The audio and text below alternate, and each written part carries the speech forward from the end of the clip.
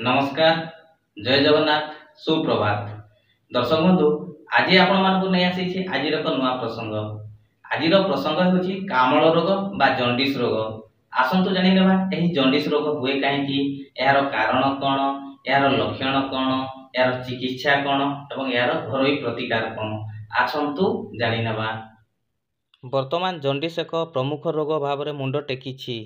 अस्वास्थ्यकर परिवेश, दूषित जलपान एवं भूताणु ए रोगर मूल कारण।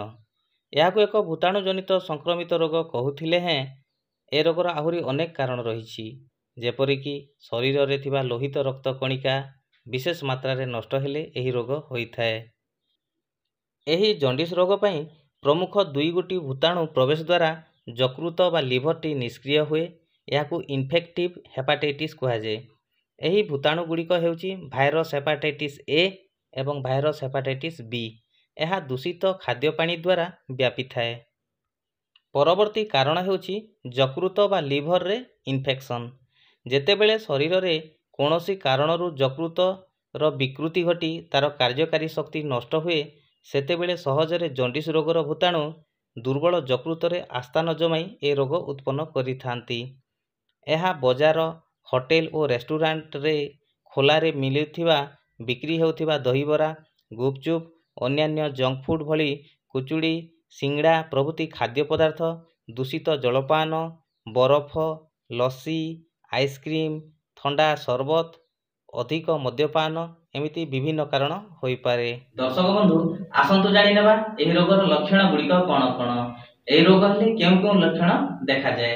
एही रोग हले शरीर हलदिया देखा जिवा, आखि हलदिया देखा जिवा, पांडुर वर्ण हवा, नासिकारू जल निर्गत हेबा, देह फुली जिवा, मुह फुली जिवा, जीभ तल हलदिया दिसिबा, अग्निमांद्य देखा जिवा, भोक न लागिबा, पेट फुली जिवा, सामान्य पेट दरज रहिबा, मल कठिन हेबा, रोगी को चतुर्पार्श्व हलदिया देखा जिवा, पेटटी भारी भारी ओजन ओजन लगिबा, दिन सारा हालिया लगिबा, खाली सोईथिबा को इच्छा लगिबा, एमिति विभिन्न प्रकार लक्षण एही कामल रोग द्वारा होइथाए। दर्शक बंधु, आसंतु जानि देबा एही रोगर एक घरोई निराकरण कोन।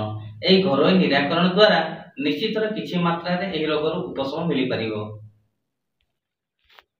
केवल जे डाक्तरक परामर्श रे औषध सेवन कले एही रोग ठीक हेबो ताहा नुहे, बरं एथिपाई किछि नियम पालन करबाकू पड़िथाए। जेपरिक विश्राम नियंतु, मद्यपान करंतु नहीं, कारण मद यकृत उपरे अधिक प्रभाव पकाई थाए। धूमपान करंतु नहीं, शुद्ध और स्वच्छ पानी व्यवहार करंतु, कम चर्बी जातीय एवं कम प्रोटीन जातीय खाद्य खाआंतु, अधिक तेलयुक्त खाद्य, घी और राग मसला खाआंतु नहीं, सबुज पनीपरिबा, फलमूल इत्यादि प्रचुर परिमाण रे खाआंतु एवं एही घरोई उपचार करिबा द्वारा रोगी निश्चित उपशम मिली परिबो। प्रथमे 10 रु 15 गोटी तुलसी पत्र संग्रह करंतु एवं घी कुआरी रस 15 ml जाए संग्रह करंतु एवं दुईटी को भल भाव रे फेंटी सेठी अल्प टिके कला लुण और अदा रस मिसाई एक जूस तैयारी करी प्रतिदिन सकाळु खाली पेट रे पियंतु। देखिबे एमिति करिबा द्वारा निश्चित रोगरू उपशम मिली परिबो। दर्शक बंधु, आज भिडियोटी आपण मानकु केमिति लागला निश्चित मतामत देबे, सांग साथी गण रे शेयर करिवे एवं सब्सक्राइब करिबा एवं लाइक करिबाटा जमारू भूलिबे नाही। आज पई एतिकी, पुणी देखा हेबो अन्य गोटे भिडियो रे। धन्यवाद।